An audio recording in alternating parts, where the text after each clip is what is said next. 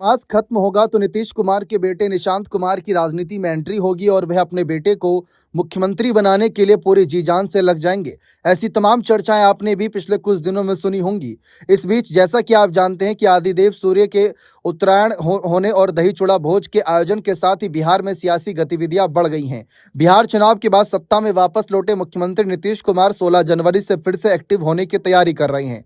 मुख्यमंत्री नीतीश शुक्रवार से पूरे बिहार में समृद्धि यात्रा शुरू करने वाले हैं, लेकिन चुनाव में हार के बाद तेजस्वी विदेश यात्रा पर निकल गए थे और वापस लौटने पर बिहार की यात्रा पर उनके निकलने की बात थी, लेकिन तेजस्वी की सियासी खामोशी बरकरार रही और उन्होंने 100 दिनों तक नीतीश सरकार के कामकाज का अध्ययन करने की बात कही। दूसरी ओर पार्टी और परिवार से निष्कासित बड़े भाई तेजप्रताप यादव दही चूड़ा भोज के बहाने पूरी सुर्खियां लूटी और हालांकि लालू प्रसाद यादव ने तेजप्रताप के दही चूड़ा भोज में शामिल होकर पॉजिटिव मैसेज दिया, लेकिन तेजस्वी के शामिल नहीं होने से फिर से लालू परिवार चुनाव के बाद भी बिखरा नजर आया। लेकिन अब इस बात की चर्चा खूब हो रही है कि नीतीश अपने बेटे निशांत की राजनीति में एंट्री कराएंगे भी या ये सिर्फ अफवाहें हैं।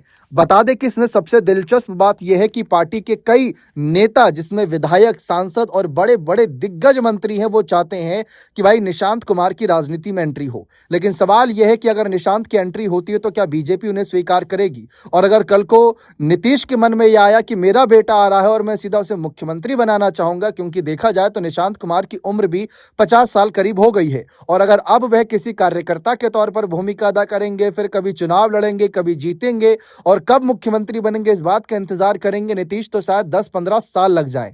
ऐसी सिचुएशन में नीतीश के सामने एक आसान विकल्प यह था कि लालू से दोबारा हाथ मिलाया जाए और लालू के छोटे लाल तेजस्वी यादव को उप मुख्यमंत्री का ऑफर देकर अपने बेटे निशांत को मुख्यमंत्री बना दे, क्योंकि महागठबंधन के पास 35 विधायक, ओवैसी के पास 5 विधायक और नीतीश के पास 85 विधायक, ये संख्या 125 का आंकड़ा बन जाती है जो बहुमत के पार ले जाएगी। और ऐसे में बीजेपी का भी दबाव नहीं रहेगा, लेकिन फिर केंद्र सरकार का भी उतना सहयोग नहीं मिलेगा। ऐसे तमाम तरीके के कयास लगाए जा रहे थे, लेकिन फिलहाल अभी तो सिर्फ और सिर्फ बातें होती नजर आ रही हैं और ज्यादा कुछ निशांत की एंट्री को लेकर कुछ भी रणनीतिक तौर पर नजर नहीं आ रहा। एक समय था जब नीतीश कुमार के स्वास्थ्य पर सवाल उठे थे तो राबड़ी, लालू और तेजस्वी जैसे कई नेताओं की तरफ से खबरों के अनुसार ये बातें सामने आई थी कि अगर नीतीश निशांत को मुख्यमंत्री बनाते हैं तो उनको कोई भी आपत्ति नहीं होगी। लेकिन क्या वही ऑफर अब भी खुला है? और क्या अगर ऐसा होता है तो क्या भविष्य में नीतीश इस कदम को उठाएंगे? ये देखना बेहद दिलचस्प रहेगा। बने रहें चैनल के साथ। बहुत बहुत शुक्रिया।